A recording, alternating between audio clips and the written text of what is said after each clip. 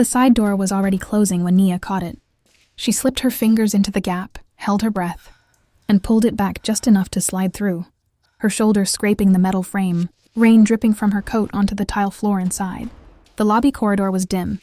One fluorescent tube overhead, buzzed with the irregular persistence of something about to die. The air smelled like wet concrete and something else underneath it. Something chemical, sharp, wrong. She pressed her back against the wall and listened. The building that had been silent when she left it 20 minutes ago now carried a different weight. Not louder, quieter actually, but the kind of quiet that isn't empty. The kind that happens when several people in the same space are all deliberately not making sound. Nia had grown up in a house where silence had texture. Her grandmother used to say that a quiet room tells you more than a loud one ever will. Stand still long enough and the silence will show you exactly what it is hiding. She stood still now, and the building showed her everything. From somewhere above, 2 floors up, maybe 3, came the muffled compression of weight shifting. Not footsteps exactly, more like the careful redistribution of a large body trying to occupy space without announcing itself. Then a pause. Then another shift, coordinated, patient. The movement of people, who had done this before and understood that speed, was less important than silence. Nia's stomach dropped. She thought of the black SUV she had seen before she came inside. Engine running, lights off. 2 figures in the front seats, both facing forward, both completely still in the practiced way of people performing surveillance. She had stayed in the shadow of the building's east corner for nearly a full minute watching that car, her heartbeat marking each second like a countdown she didn't have the number for. The ghost's words had been exact. Not general, not vague, exact. They're already inside. Not coming, not nearby, inside. Which meant they had gone up before she had even made it back to the building. Which meant Junseo, alone on whatever floor he was on, had already been inside this silence for longer than Nia could calculate. And she was only now arriving at the edge of it, coatless in the corridor, with no plan and no weapon and nothing but the specific, terrible clarity that comes when love overrides self-preservation. She moved toward the stairwell. The elevator was out of the question. An elevator announces itself. The bell, the sliding doors, the mechanical sigh of the cab settling. An elevator was an advertisement. She needed invisibility. The stairwell door opened without sound. She took the first flight slowly, keeping to the outer edge of each step, where the steel was less likely to flex and betray her. Her wet shoes made faint contact sounds she couldn't fully eliminate, so she compensated by slowing further, taking each step with deliberate, heel-to-toe control, the way her older brother, Darius, had once taught her to walk through a dark house without waking their mother. She was on the 3rd floor landing when she heard the first voice. Male, low, speaking in clipped, functional sentences that she could feel, the shape of without fully catching the words. Not English, not Korean either, something that moved faster and flatter than either, with hard consonants that hit the back of the throat. Then a second voice, answering, 3 words, decisive. Then silence again. Nia pressed herself against the stairwell wall, her palm flat on the cold painted concrete, and waited for her heartbeat to descend, below the level where it was interfering with her hearing. It didn't descend. She kept moving anyway. 4th floor landing. The stairwell door here had a small rectangular window reinforced with wire mesh. Nia rose to it slowly and looked through. The hallway beyond was empty, but the door at the far end, the one she knew from memory, led to Junseo's unit and was not fully closed. A thin blade of light escaped from the gap between door and frame. Not the warm light of an apartment being lived in, something cooler, directed, like a flashlight or a task lamp. And on the floor of the hallway, catching that thin line of light, was a single piece of paper. White, face down, slid too far under or thrown in the direction of the door and missed. Nia's eyes fixed on it. She didn't know what was written on it. She didn't know if it mattered. But in the way the mind reaches for concrete objects, when abstract terror becomes too large to hold, that piece of paper became the most important thing she had ever needed to see. She pushed through the stairwell door. The hallway air was immediately different, warmer, and carrying the unmistakable metallic edge that Nia recognized from the one time she had been near a kitchen accident involving a cast-iron pan and her cousin Zola's careless grip. The smell of heat applied to metal, of contact and force. She moved toward the door. The paper was face down, as she had seen from the window.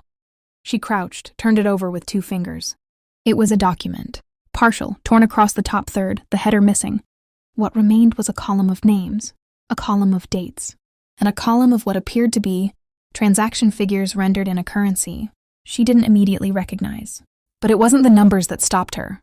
It was the name printed at the bottom of the visible section. Not Junseo Park, a different name entirely, a name she had seen before, not in his apartment, not in any conversation they had shared, but on a company letterhead once 2 years ago, when she had handed him a piece of mail at his old address, and he had taken it from her too quickly, folding it before she could read past the first line. She had forgotten it, until right now, until this hallway, this document, this smell of hot metal in the air. She stood up. The door in front of her shifted slightly, not opening, just settling, and through the gap came a sound that replaced every remaining thought in Naya's head with a single, absolute emergency. Junseo's voice, strained, controlled in the specific way of a person, managing extreme pain. One sentence. She didn't catch all of it, but she caught the last word. Over. Nia pushed the door open and walked inside. The apartment was destroyed. That was the only accurate word for it. Not ransacked in the casual, searching way of a burglary. Destroyed in the deliberate way of people who came not to find something, but to send a message written in wreckage. The couch was overturned. The glass coffee table had been reduced to a white powder of tempered glass spread across 6 feet of hardwood floor. Every cabinet in the kitchen section stood open, contents swept to the ground. A laptop lay against the baseboard, with its screen bent backward past the point of return. Papers everywhere, hundreds of them, scattered with the particular randomness of documents that had been thrown rather than dropped, spread too wide to have simply fallen, positioned in the way that meant someone had gone through them first and discarded everything that didn't match what they were looking for. And standing near the hallway entrance on the far side of the room, one hand pressed against the wall for support, his shirt dark with something that reflected light in a way fabric alone does not. Junseo. He looked up when she entered. The expression on his face moved through 3 distinct phases in under 2 seconds. First, recognition. Second, relief so sharp it almost looked like grief. Third, something she had no framework for. A combination of gratitude and absolute dread that arrived simultaneously and sat on his face like 2 songs playing at the same moment in different keys. Nia. Her name and his voice sounded like the first word he had said in a very long time. She crossed the room in 8 steps, her shoes crunching through the glass powder, her eyes scanning him for the source of the dark stain on his shirt. Her hands found his face automatically. The muscle memory of someone who has cared for a person long enough that the body moves before the mind votes on it. "Where are you hurt?" she said. Her voice was steadier than she expected. "It's not mine," he said. She pulled back enough to look at him, really look. His face was unmarked but exhausted in the bone-deep way that sleep cannot fix. His hands were shaking slightly. His eyes were clear but carrying the weight of someone who has just done something that cannot be undone. "I told you to leave," he said. "I came back." "I know." A pause. "I know you did." The silence between them lasted exactly as long as it took Nia to understand that the man standing in front of her, the man she had spent 4 years building a life alongside, was not entirely the person she had believed him to be. Not a stranger, not a lie, but not the complete truth either. "Junseo." She said his name like a question and a demand at the same time. "What is happening right now? What is this? Who were those men?" He looked at her for a long moment. His jaw tightened. His eyes moved briefly to the window. A check, automatic. The kind of security scan that a person performs when they live inside a threat, and then came back to her. "Everything you know about my work," he said quietly, "is only half the truth." The room seemed to contract around those words. "What does that mean?" "It means I have been doing something for the past 2 years that I could not tell you about. Could not tell anyone about." His voice was measured, but the control was costing him something visible. "It means the people who were just in this apartment were not criminals who found me. They were sent, deliberately, by people who have resources and connections and the ability to make events look like accidents." Nia stared at him. "They were sent to clean up something," he continued, "that I was never supposed to survive long enough to finish." The words landed in order, clean, separate, each one taking up full space before the next arrived. "You're telling me," Nia said slowly, "that you knew this was coming." He didn't answer immediately, and his silence was its own answer. "Junseo." Her voice dropped. "Did you know tonight would happen?" "I knew it was a possibility," he said. "I didn't know it would be tonight." Nia stepped back from him. Not far, 1 step, but enough that the distance between them became measurable. "That's why you sent me away?" "Yes. You sent me away because you knew people might come here tonight too." She stopped, rebuilt the sentence. You chose to stay here alone and face that instead of telling me the truth. Telling you the truth would have made you a target. His voice stayed low, but something underneath it was beginning to fracture. The moment you know what I know, you are part of it. There is no half-knowledge with these people. There is no protected middle ground. You are in or you are endangered. And I'm not endangered right now? Her voice didn't rise. It sharpened instead, the specific edge of someone who loves a person and is furious at them in the same breath, with no clean way to separate the two. Junseo looked at her, and in that look was everything he had not said in 2 years. The late phone calls he had always explained away. The trips that ran longer than scheduled. The specific, practiced stillness he carried into rooms that she had always interpreted as professional composure. It hadn't been composure. It had been vigilance. How long, she said. 26 months. 26 months. Nia pressed her fingers to her mouth for a moment.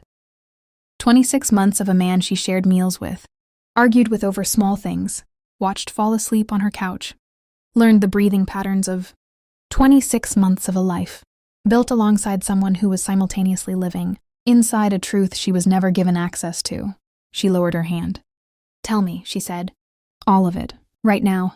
Junseo took a breath, opened his mouth, and the stairwell door at the end of the hallway outside his apartment slammed open. Heavy footsteps, fast, multiple sets. The sound of people who had stopped caring about silence, because silence was no longer the strategy. Junseo's head turned toward the sound. His expression changed completely. Every remaining trace of the man, who had been standing there managing pain and guilt, and the slow work of confession dissolved in an instant, replaced by something stripped down and functional. The face of a person who had been trained for moments, exactly like this one, and was now operating entirely from that training. They found you, he said. His voice was flat, certain. How would they? It doesn't matter. He moved, crossed to the overturned furniture, lifted a section of the fallen cabinet away from the wall. Behind it, flush with the baseboard, was a small panel, maybe 8 inches wide, that Nia would never have noticed in a fully intact room. He opened it, reached inside, pulled out a sealed envelope and shoved it inside his jacket in a single fluid motion. Then he turned to her. Listen to me, he said. He took her face in both hands, carefully. The way you hold something you understand is breakable. His eyes locked on hers with the kind of focus that makes everything peripheral disappear. If at any point I tell you to run, you run. You do not stop. You do not look back. You go to the ground floor, you go through the side door, and you walk. Don't run on the street. Walk 2 blocks north to the transit station. You wait inside. I'm not leaving you again, Nia said. Nia. I said no. She held his gaze. Not again. Not tonight. Something moved across his face. Not argument. Not relief. Something that sat exactly between the two. The expression of a man who has spent 26 months calculating everything and has just encountered the one variable his calculations were never built to account for. He dropped his hands. The door burst open. 2 men, both large, both moving with the compact efficiency of people, for whom force is not a last resort but a first language. The same men from the SUV, she recognized the one on the left. From the set of his shoulders, the way he carried his weight forward. They didn't speak. They didn't announce anything. They simply entered the space and began closing the distance with the mechanical certainty of something that has been wound up and released. Junseo moved first. What Nia watched over the next 40 seconds did not match anything she had ever associated with the man she knew. The man she knew was considered and restrained.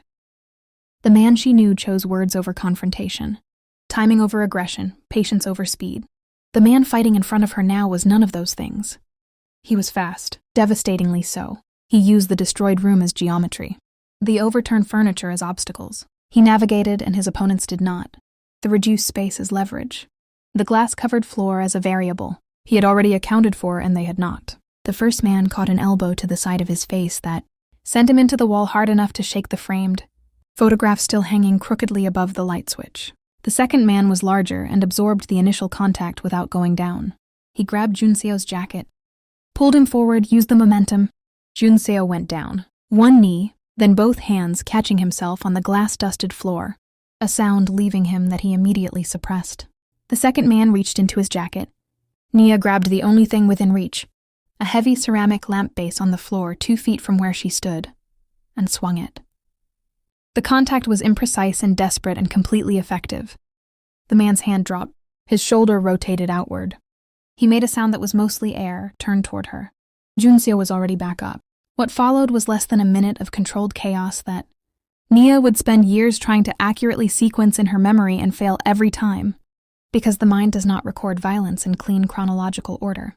It records it in flashes, impact, sound, the specific weight of a ceramic base in both hands, the smell of exertion and rain-soaked fabric. Junseo's voice, once, sharply, saying a single word she didn't catch. The sound of something hitting the floor with finality. Then, silence. Both men were down. Junseo stood in the center of the room, breathing hard. His hand pressed to his ribs on the left side.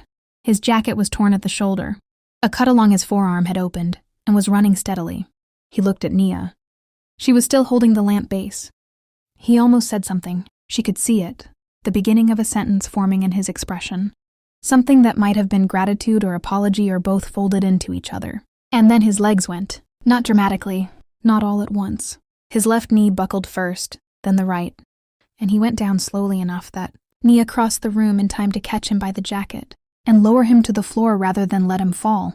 She knelt beside him, her hands moving over his ribs, his side, trying to find and assess and fix simultaneously. Junseo, stay with me. Look at me. His eyes found hers, focused, held. The envelope, he said. His voice had reduced to something stripped and quiet. Inside my jacket. Don't lose it. I don't care about an envelope right now. It's everything, he said. 26 months, everyone involved. The whole network. A breath, slow, careful. That's why they came tonight. That's what they were sent to recover before I could deliver it. Nia stared at him. You were going to hand it over tonight. Tomorrow morning, he said. Federal contact. I had 24 hours. 24 hours. He had sent her away with 24 hours. Remaining and no plan to tell her. Any of it until it was over. Until he was on the other side of whatever this night was supposed to be. Until the version of the story he allowed her to know could begin cleanly, without the parts that had required her to be kept outside of them. Sirens, distant but multiplying, getting closer. Junseo's head dropped back against the floor. His breathing steadied slightly, was not better, just managed. I called it in, he said, before they came up. Sent the location and the code word. They'll be here in... He stopped. His eyes closed. Junseo. Sharp. Immediate. Hey, open your eyes. He opened them. Looked at her. And in that look, past the injury and the exhaustion and the 26 months of a truth he had carried alone, was something Nia recognized from every ordinary moment they had ever shared. Something that had been there all along, running underneath everything else like a current beneath still water. The sirens got louder. Blue and red light began to pulse through the windows, climbing the walls in alternating waves. Nia sat on the floor of a destroyed apartment, one hand pressed to the side of the man she loved, the other hand wrapped around a sealed envelope containing 26 months of evidence, and she understood, with a clarity that had no warmth in it, that the truth she had been reaching for all night was only now beginning to fully arrive. It would not arrive all at once. It never does. The truth comes in the way water finds its level. Patient, persistent, filling every space available to it regardless of how long you spent believing the room was sealed. And somewhere below, past the lobby and the side door and the rain-soaked street, the black SUV was gone, but the flickering streetlight 2 blocks away was still running its broken pulse. On, off, on, like something waiting, like something that had not yet delivered its final message. The truth saved her tonight, but the question that would keep Nia awake for every night that followed wasn't about the men on the floor, or the envelope in her hand, or even the man breathing carefully beside her. It was about the woman in the rain, the one who had known, the one who had pointed her back toward all of this, the one whose neck carried a bruise that had no recent origin. Who was she? And what had she survived? Or not survived, to know exactly what was waiting inside that building on a rainy Seattle night? That question is what Part 3 is built on. And the answer will change how you understand everything that happened in Parts 1 and 2. If this story is doing something to you right now, if you're sitting with that last image and you can't let it go, that's exactly how it's supposed to feel. Share this with someone who needs a story that hits at the level of real human experience. Drop in the comments what you think the ghost connection to Junseo actually is, because some of you are already close to the truth. And we want to see your theories before Part 3 confirms everything. Subscribe and turn on notifications right now. Part 3 is coming, and it carries the kind of ending that stays with you long after the screen goes dark. This channel is built for stories that don't just entertain, they open something in you. Don't miss what comes next.